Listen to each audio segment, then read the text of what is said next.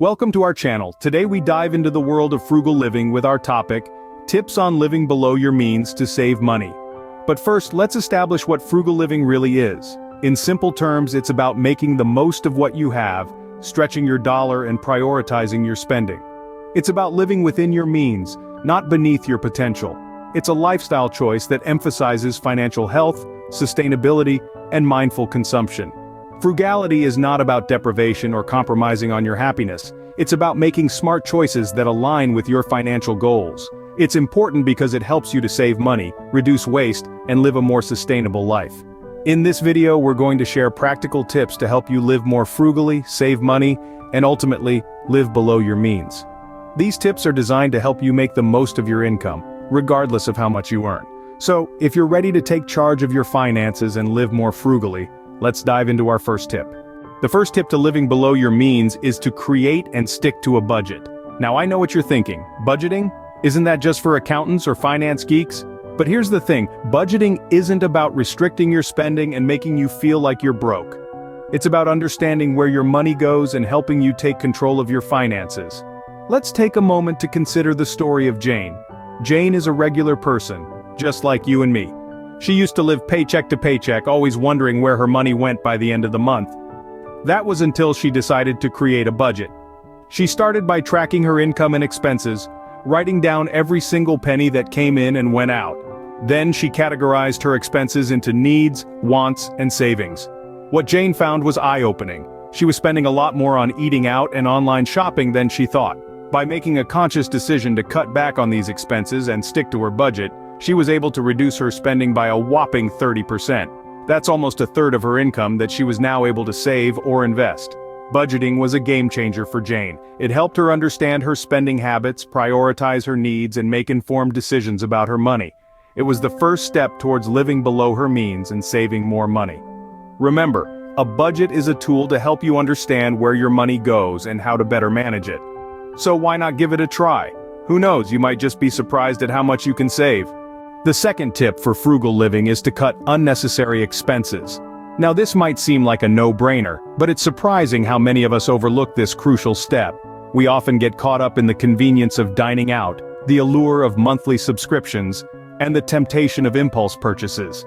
But these are areas where we often spend more than necessary. Let's take dining out, for instance. It's enjoyable, no doubt about that, but doing it frequently can take a toll on our wallets. Imagine, instead of eating out 3 times a week, you decide to cook at home. Not only could you save a significant amount, but you might also discover a new passion for cooking. Now let's talk about subscriptions. You know, the ones you signed up for a free trial and then forgot to cancel? Or the ones you barely use but keep around just in case? They might seem small individually, but collectively, they can add up to a significant monthly expense. For example, consider the story of Jane. Jane realized she was paying for 4 different streaming services, but only regularly using one. She decided to cancel the ones she wasn't using and saved herself over $100 a month. That's over $1,000 in a year, just from cutting out unused subscriptions. And then we have impulse purchases, those random items that catch our eye and we convince ourselves we need. But do we really? More often than not, these purchases end up unused and forgotten. A waste of money that could have been better spent or saved. So, the key here is awareness. Be conscious of where your money is going. Take a good look at your expenses and ask yourself if each one is truly necessary. Remember, every dollar saved is a dollar earned, and every dollar earned can be a step towards a more secure financial future. Our third tip is to save and invest your money. Now let's dive into the reasons why this is crucial to living below your means. Firstly, saving is key to ensuring you have a safety net for unexpected life events. These could range from a sudden job loss to an unforeseen medical emergency. Having a stash of money set aside for such situations can provide peace of mind and financial stability. In addition to saving for emergencies, it's equally important to save for your future goals. Perhaps you dream of buying a house, starting a business, or traveling the world. By setting aside a portion of your income each month, these dreams can become achievable realities. Now let's talk about investing. Investing is essentially making your money work for you. It's about putting your money into assets that have the potential to earn you an income or increase in value over time. The magic of investing lies in the power of compound interest. Imagine this. Let's say you start investing a small amount of just $100 each month into a low-cost index fund. Assuming an average annual return of 7% in 20 years, your investment would grow to nearly $50,000. And that's with you only actually contributing $24,000 of your own money.